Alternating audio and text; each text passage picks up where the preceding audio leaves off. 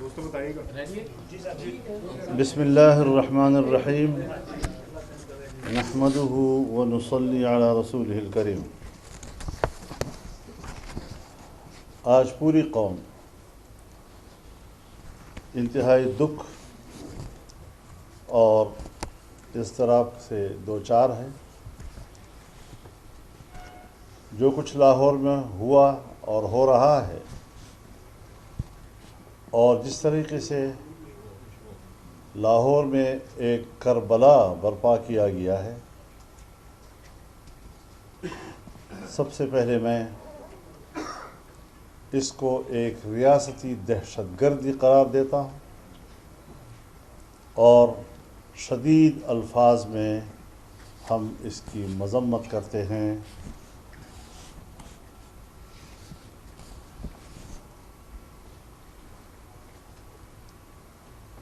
ناموس رسالت کے تحفظ کے لیے آواز اٹھانے والوں کو گولیوں سے بھون ڈالا گیا ہے. زخمی اور شہداء مسجدوں میں پڑے ہوئے ہیں. ان پر ہسپتالوں کے دروازے بند کر دیے گئے ہیں. ان تک ایمبولینسز کی رسائی روک دی گئی ہے. یہ تو کوئی شقی القلب دشمن ہی ایسا کر سکتا ہے، جس طرح امریکہ نے افغان طالبان کے ساتھ گوانٹانامو میں بھی کیا. آج وہی کچھ لاہور میں ناموس رسالت کے تحفظ کے لیے اٹھنے والے جوانوں کے ساتھ کیا جا رہا ہے.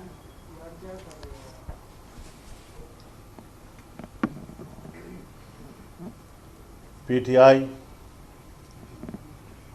جس نے خود اس ملک میں اپنی سیاست کا آغاز دہشت گردانہ اقدامات کے ساتھ کیا، 126 دن کا مظاہرہ، سپریم کورٹ کی توہین اور پی ٹی وی کی بلڈنگ پر قبضہ، یہ ساری چیزیں اس پاکستان کی تاریخ کا حصہ ہیں. جو لوگ ملک کی تذلیل کریں، جو لوگ پاکستان کے عقیدے اور نظریے کی توہین اور نفی کریں، ان کو تو ریاستی پشت پناہی حاصل ہو. لیکن اگر کوئی اس بات پر احتجاج کرتا ہے کہ فرانس میں یا ڈنمارک میں یا یورپ کے کسی ملک پہ جناب رسول اللہ صلی اللہ علیہ وسلم کی توہین کی گئی ہے اور ہم اس پر احتجاج کرتے ہیں، اس کے لیے یہاں پاکستان مذبح خانہ بن جاتا ہے. ایک اسلام کے نام پر بننے والا ملک، آج اس میں نہ اسلام محفوظ ہے، نہ ناموس رسالت محفوظ ہے، نہ بے نقاب ہو گیا.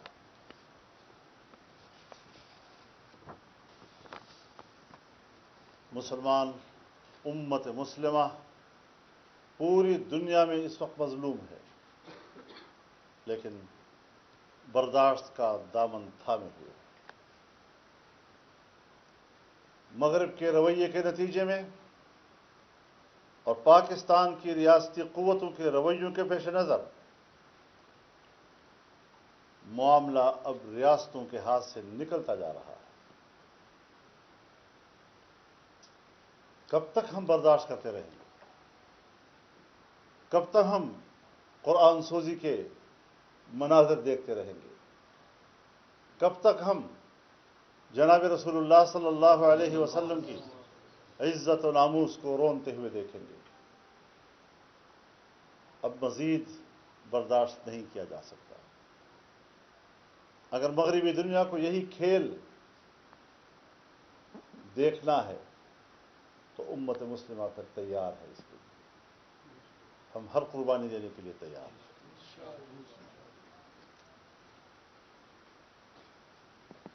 فرانس کے سفیر کا مسئلے کو عزت کا مسئلہ کیوں بنایا گیا؟ ٹھیک ہے، ہر چیز کے کوئی نقصان دہ پہلو بھی ہوتے ہیں، لیکن اگر وہ پاکستان کے 22 کروڑ مسلمانوں کے عقیدے کو رونتا ہے، جناب رسول اللہ صلی اللہ علیہ وسلم کی توہین کا مرتکب ہوتا ہے، تو پھر ان کو معلوم ہونا چاہیے کہ ہمارے نزدیک اپنے رسول اللہ کی عزت و ناموس اول، ہماری زندگیاں بعد میں۔ اگر ہمارے پیغمبر کا ناموس محفوظ نہیں تو ہمیں زندہ رہنے کا کوئی حق حاصل نہیں۔ لہذا میں اعلان کرتا ہوں کہ فرانس کے سفیر کا جانا اب ٹھہر گیا ہے، اور اب اس پہ مصلحتوں کی کوئی گنجائش باقی نہیں رہی۔ میں پنجاب پولیس سے بھی کہنا چاہتا ہوں کہ وہ اپنے بڑوں کے وہ احکامات جو پوری دنیا میں ریاستی دہشت گردی کے زمرے میں آتی ہے، پنجاب پولیس اپنے افسروں کے احکامات کو تسلیم کرنے سے انکار کر دے اور اپنے مسلمان بھائیوں پر گولی چلانے سے باز آ جائے۔ یہ ان کے نجات کا راستہ ہے۔ جو مناظر ہم دیکھ رہے ہیں وہ مناظر ناقابل برداشت ہیں، وہ انسانی مناظر نہیں۔ یہی مناظر جب کشمیر میں ہوں گے تو آپ کہیں گے ہندوستان کی ریاستی دہشت گردی۔ یہی صورتحال جب فلسطین میں ہوگی تو آپ کہیں گے اسرائیل کی ریاستی دہشت گردی۔ تو پھر اگر پاکستان کی ریاست اور اس کی ریاستی ادارے اور اس کی ریاستی قوتیں اپنی قوم کے اوپر اس طرح گولیاں چلاتی ہیں، بختر بند گاڑیاں ان کے اوپر چڑھاتی ہیں، تو کیا ہم ان کو ریاستی دہشت گردی نہیں کہیں گے؟ حکمران اور ان کے وزراء سن لیں، ہمارے نزدیک پی ٹی آئی اور ان کے وزراء دہشت گرد ہے۔ رسول اللہ کے ناموس کے لیے لڑنے والے یہ دہشت گرد نہیں ہو سکتے۔ کیا حالات پیدا کرنے جا رہے ہو؟ کیا ارادے ہیں تمہارے؟ ہم اس ملک میں غیر آئینی حکمرانی تسلیم نہیں کریں گے، ہم نے آج تک بھی نہیں کی۔ لاہور میں یزید کی یزیدیت نے جو کربلا نافذ برپا کی ہے، آج وہ بے نقاب ہو گئے ہیں۔ ہم مطالبہ کرتے ہیں کہ جو معاہدات ان کے ساتھ ہوئے ہیں، ان معاہدات کے فریق کون ہیں، ان معاہدات کی عبارت کیا ہے، ان معاہدات کے نکات کیا ہیں، ان معاہدات پر دستخط کرنے والے کون ہیں، یہ ساری تفصیل پارلیمنٹ میں لائی جائے، عوام کے سامنے لائی جائے۔ دہشت گرد کے ساتھ معاہدہ کرنے والا بھی تو دہشت گرد ہی کے زمرے میں آئے گا نا۔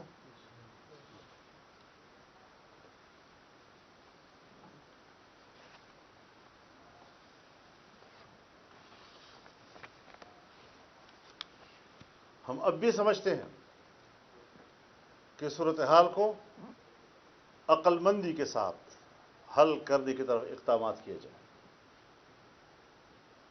ہر چند کے مسئلہ جذباتی ہے، ہر چند کی ریاست کی طرف سے ظلم ہوا ہے، لیکن ہم پھر بھی سمجھتے ہیں کہ اب بھی وقت ہے، مسئلے کو سنبھال لو۔ لیکن ساتھ ساتھ میں یہ واضح اعلان کرنا چاہتا ہوں کہ اگر ٹی ایل پی کے شہداء کے جنازے اور ان کے زخمی اسلام آباد کی طرف روانہ کیے گئے تو ہم ان کے ساتھ ہوں گے انشاءاللہ۔ بہت سے علماء اس وقت گرفتار کیے جا رہے ہیں، چاہے اس کا تعلق ٹی ایل پی کے ساتھ ہے یا نہیں ہے۔ مفتی کفایت اللہ صاحب گرفتار ہے، کیوں؟ کس بات پہ؟ کسی نے بیان دے دیا ان کے حق میں، ہمارے ہی کارکنوں کو گرفتار کیا جا رہا ہے۔ بابا ہمیں ہاتھ مت ڈالو، مشکل ہو جائے گا تمہارے لیے۔ ہم زندہ لوگ ہیں، ہم میدان کے لوگ ہیں، اور تم جیسے لوگوں کے ساتھ میدان میں جھپٹنا جانتے ہیں۔ ہم نے ہمیشہ امن اور نظم و ضبط کا مظاہرہ کیا ہے۔ ہم نے 14 ملین مارچ کیے، آزادی مارچ کیا۔ ہم نے دنیا کو بتا دیا کہ مذہبی لوگ کس قدر منظم ہوتے ہیں اور کس قدر وہ پاکستان کے امن کی حفاظت کرتے ہیں۔ لیکن شاید آپ کو مذہبی لوگوں کی امن پسندی قبول نہیں ہے۔ آپ ہر قیمت پر دنیا کے سامنے مذہبی دنیا کا ایک تصویر پیش کرنا چاہتے ہیں جیسے یہ بڑے دہشت گرد لوگ ہیں۔ آج بھی جو تم نے کیا ہے لاہور میں، تم نے امریکہ اور مغربی دنیا کے سامنے مذہبی لوگوں کی ایک تصویر رکھنے کی کوشش کی، لیکن ہم نہ پہلے دن سے مروب ہیں اس فلسفے سے، نہ آج مروب ہیں۔ ہم بڑے خودداری اور خود اعتمادی کے ساتھ اس ملک میں سیاست کر رہے ہیں، اور ہم بڑے دو ٹوک الفاظ میں آپ کو کہتے ہیں کہ تم دہشت گرد، اور انشاءاللہ آپ کے خلاف یہ جنگ پہلے دن سے شروع ہوئی ہے، اب تک جاری ہے، اور انشاءاللہ تمہارے اقتدار کا دھڑ تختہ ہونے تک یہ جنگ جاری رہے گی انشاءاللہ۔ مغربی دنیا سے اختلاف کو ہم جانتے ہیں، مغربی دنیا بھی جانتی ہے کہ مسلمان ایک قوم ہے، مسلمان ایک امت ہے، مسلمان اپنی ترجیحات رکھتے ہیں، امت اپنی ترجیحات رکھتی ہے، اور جہاں پر بھی جناب رسول اللہ صلی اللہ علیہ وسلم کی ناموس کا تصور ہوگا اور ناموس کا مسئلہ آئے گا، مسلمان سب کچھ لٹا دے گا۔ مولانا، ختم نبوت کے ساتھ ساتھ مذہبی جو فورسز ہیں، مذہبی جماعتیں ہیں، ان کو کچلنے کے لیے یہ ظاہر ہے یہ تو ایجنڈا ہے پہلے دن سے۔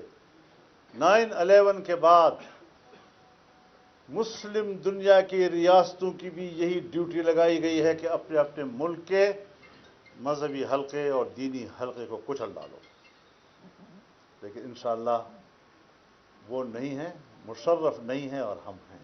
مولانا، آپ سمجھتے ہیں کہ زرداری صاحب اور نواز شریف صاحب یہ سب بھی انہی نکات پہ آپ کے پیچھے چلیں گے، اور کوئی ایسی چیز جو بیرونی دنیا کی ہے وہ اس سے مروب نہیں ہوگی، یا صرف مذہبی جماعتیں اکٹھے ہوں؟ ٹھیک ہے، میں اس وقت متحدہ مجلس عمل کے پلیٹ فارم سے گفتگو کر رہا ہوں اور اپنا نقطۂ نظر دے رہا ہوں۔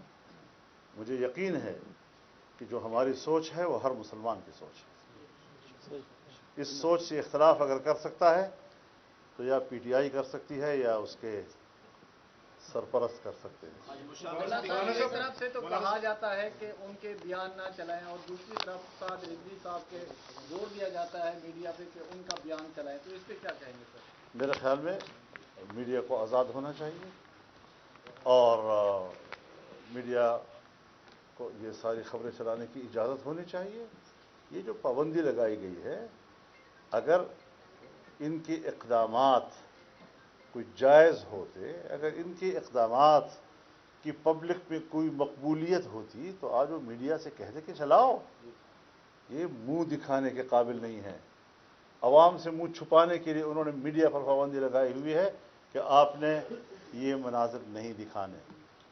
مولانا صاحب، یہ آپ نے متحدہ مجلس عمل کے پلیٹ فارم سے آپ یہ گفتگو کر رہے ہیں، تو کیا آپ نے پی ڈی ایم یا باقی جو اپوزیشن جماعتیں ہیں اس اسپیسیفک اس مسئلے کی اوپر ان سے رابطہ کیا ہے کہ یہ ایک جو صورتحال دیکھیے، بنی میں ہے؟ جو بات اس وقت کر رہا ہوں، میں ایک بڑے ذمہ دار پلیٹ فارم سے بات کر رہا ہوں، اور ہم رابطہ کریں گے بھی، لیکن اس وقت انیشیل جو ایک رد عمل ہم دے رہے ہیں وہ اس وقت متحدہ مجلس عمل کا ہے، اور ایک مذہبی جماعت کے ناطے ایک دوسرے مذہبی جماعت کے ساتھ جو ظلم ہوا ہے اس پر ہم اپنا رد عمل دے رہے ہیں۔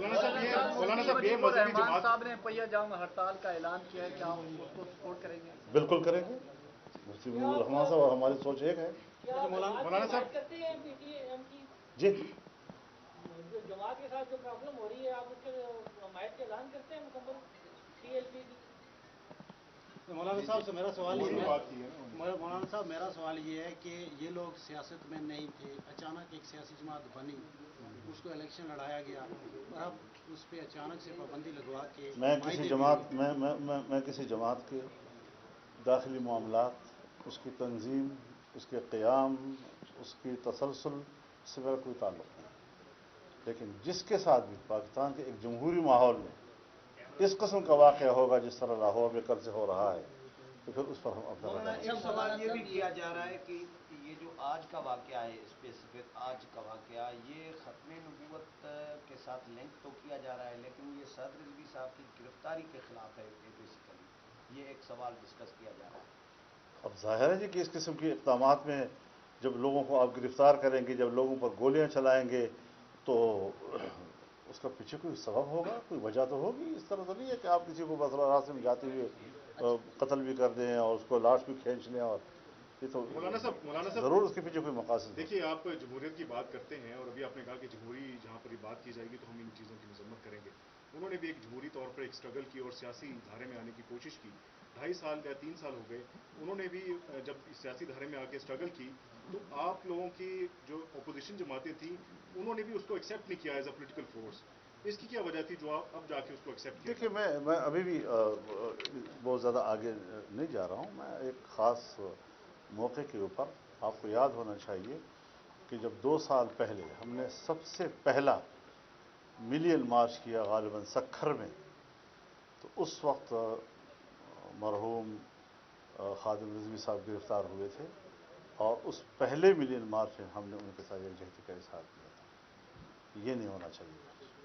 इख्तलाफ किया जा सकता है, उसके मकासद क्या है, उससे आपका इत्तेफाक है या नहीं है, लेकिन अगर एक मुल्क के अंदर PTM जैसी कौम परस्त, इंतहा पसंद, दहशतगर्द तंजीमें पनप सकती हैं, तो फिर एक मजहबी जमात के लिए गुंजाइश क्यों नहीं है? क्या इन्हें PTM में शामिल होने की दावत दी थी आपने? नहीं, ऐसी कोई बात जो फ्री एंड फेयर अलायंस बनाया ऐसे गया था। ऐसे इस सवाल पे सवाल करने का शौक आज कौन कौन शरीक हुए मुशावरत में?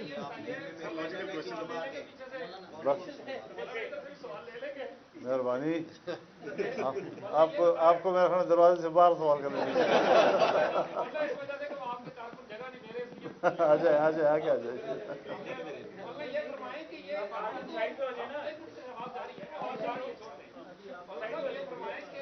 हमको मुत्तहिदा मजलिस अमल को भूल चुके थे, जमात इस्लामी भी छोड़ चुकी थी, कोई भी नहीं था, ये आज मुत्तहिदा मजलिस अमल कहाँ से निकल आई? बहुत अच्छी बात है, यही आपसे तवक्कुल थी। मेहरबानी।